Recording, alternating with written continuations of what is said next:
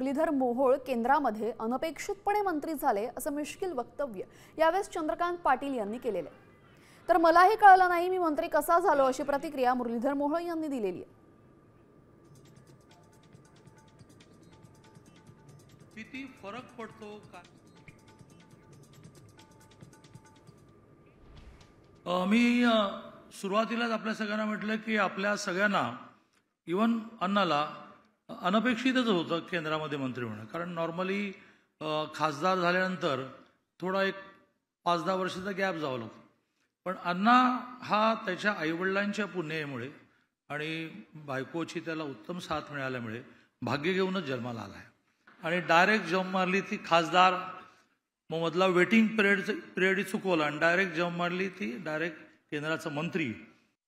दादाही म्हणाले की कसा मंत्री झाला आम्हालाच नाही कळलं, मलाच नाही कळलं साहेब दादा. तर तुम्हाला काय सांग, हे आपल्याला सगळ्यांना माहिती आहे महाराष्ट्रात अचानक काय घडतं, कोण काय करतं हे सगळ्यांना माहिती आहे. ते इथं बसलेत आता, त्यामुळं हे त्यांनाच एकट्याला माहिती होतं, बाकी कुणाला काही माहिती नव्हतं.